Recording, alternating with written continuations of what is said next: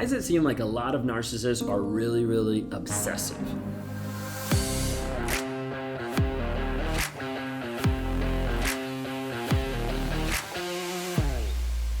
If you guys are new here, my name is Ben Taylor. I'm a self-aware narcissist on this channel to provide awareness, growth, healing, and change concerning narcissistic abuse.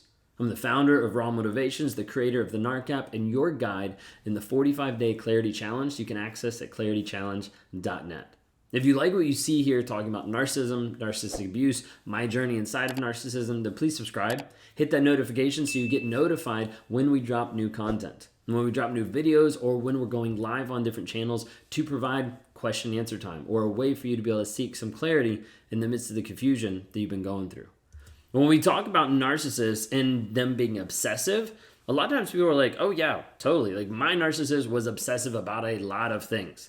Some of them are very obsessive, like almost like OCD obsessive. Some of them are more like obsessive as far as like addiction and like different things like that. So I want to talk to you about a couple things today. We're going to walk through a couple different steps. One is the nature of some of that obsession, some examples, the impact, and then how to cope with a narcissist going through this, okay? With a narcissist and the obsessive nature. So first off, the nature of the obsession, okay? A lot of times you'll see a narcissist that'll have very, very addictive personality. This is some of the things that I identified and knew about myself before I even had a clue about what narcissism is. I had an idea of like, I know that I have addictive personality. I've struggled with different levels and different aspects of addictions. And so there's reasons why I stay away from certain things, and there's reasons why I don't try certain things, because I know my addiction level can ramp up really fast in that particular area or just in general. So I have to be really careful of that. A lot of narcissists struggle with that addiction piece, period. And you'll see that come out in the alcohol and the drugs and the gambling and the sex and multiple different things. And they become very obsessed about one exact thing. Well, when we're talking about the addictive personality and that obsession piece, there's an aspect of it's coming from a piece of validation and attention.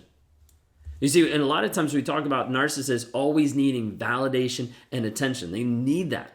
That's something that there's like a constant draw, almost like an addictive model of like, I need that supply, that attention from another person to feel better about myself, to feel validated about who I am, to feel validated that you believe the mask that I'm putting up and you don't actually believe or think that the person that's awful underneath actually exists.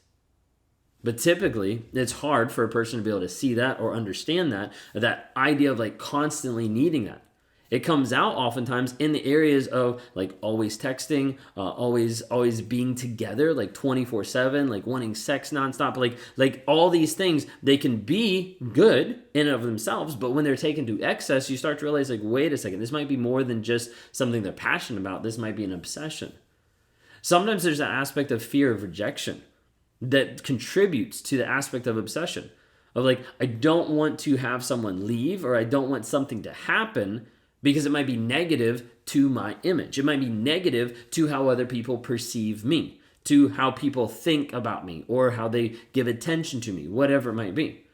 And so typically the aspect of that obsession piece comes back to the control of the mask, the control of the image that a narcissist puts out there to other people.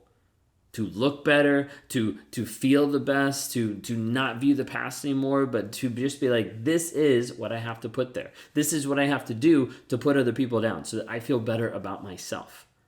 A lot of times when we're talking about obsession, it comes back to those core things of the ego and that validation, the admiration, and controlling it so it doesn't look bad, but so I still get it. When we're talking about obsession, I mentioned earlier drugs, alcohol, gambling, sex, all those different aspects. A lot of times you see those addictive personality pieces come out with it.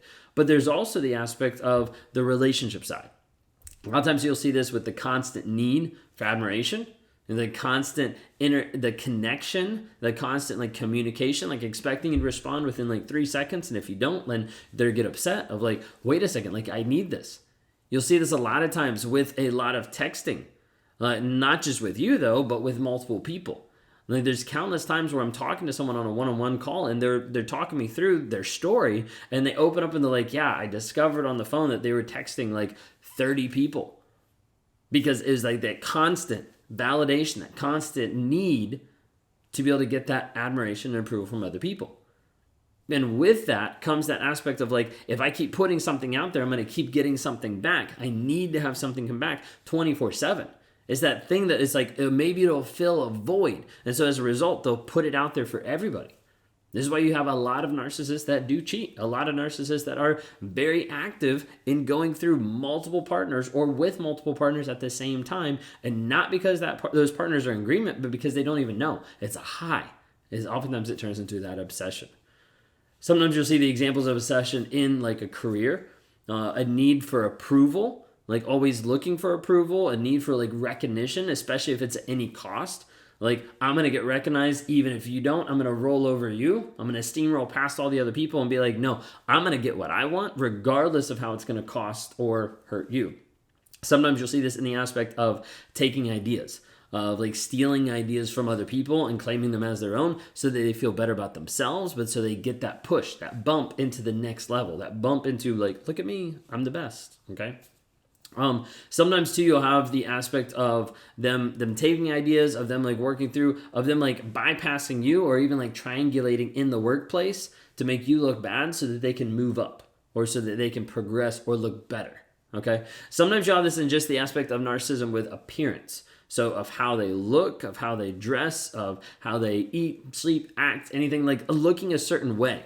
Sometimes it's all about like the money or like attention, being handsome, being beautiful, like sexy, like all these different things like come into play of like a lot of times you'll see an obsession of it to obsessive nature of like, I need to look like this, I need to be like this for that mask. So what is the impact on the obsession?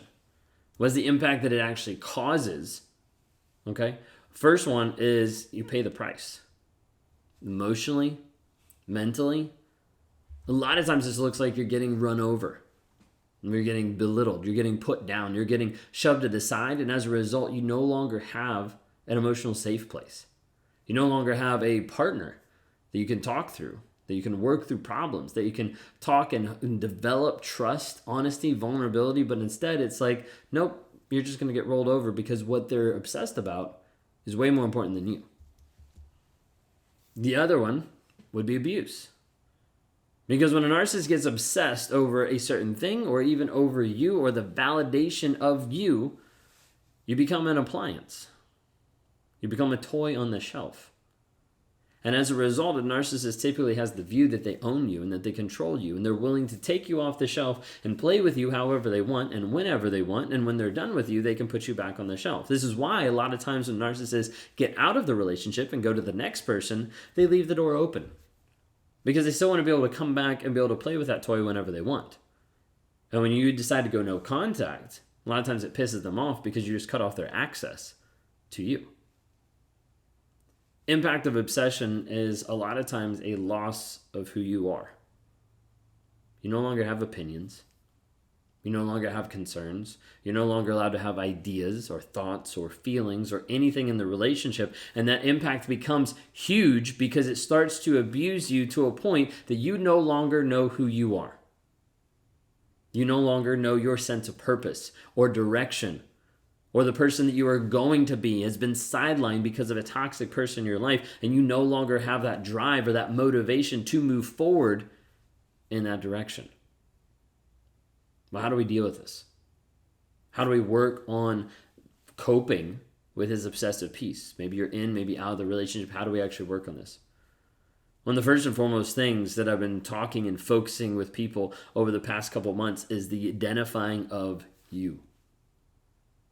You see, a lot of times people find themselves with the narcissist going a certain direction. They're like, I'm going this direction. This is where I want to go. And the narcissist comes in your life and pulls you to the side, and you no longer know that direction anymore. You no longer know who you are. And so the first aspect is getting to a place where you find yourself, where you find you. And you're like, how do I do that? I don't even know where to start. That's why I started scripting out the 45-day clarity challenge to help you in that progression, to give you a framework of how it's played, to give you a framework of how you get back to you. Because a lot of that has been ripped away, a lot of that has been beat down, a lot of that has been pushed down, but it's still there. The you that is going to rise and be above the narcissist, the toxicity, everything that is going on, that is going to transcend that and become a better version of you is there, is inside of you. But it needs to get pulled out and needs to have the opportunity to do so. That's what we try to provide. Know your goals, know your direction. Without direction, you have no motivation. Without the momentum, you don't have motivation.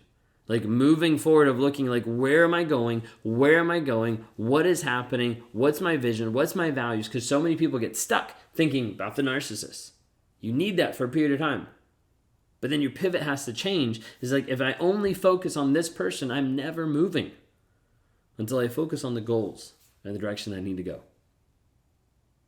One of the things I would say is you have to learn and understand when you're coming out of this abuse to be ruthlessly committed to your growth. If you're not, you go back. And if you're not, you start to doubt yourself. If you're not, you're like, this is too hard. Yeah, it's going to be really hard. How committed are you to move forward in your growth, in your healing, in your change? Last but not least, the 45-day challenge, Clarity Challenge at claritychallenge.net is one of the best ways to be able to find you after narcissistic abuse. That is what the whole thing is geared and guided around, is when you're in or when you're out of a toxic relationship, how do you find you again? Well, you need to work through several things that focus on the narcissist. You need to work through several things that help you rewire your mindset and find the story that you should believe, the truth versus the fiction or the fantasy you believed in, and then setting those healthy boundaries to continue moving forward in how you turn a healing journey into a growth mindset. I'd love to be able to help you out, to be able to answer questions, be able to work with you one-on-one. Either way, you can go to rawmotivation.com, claritychallenge.claritychallenge.net. Thank you guys so much, and have a great day.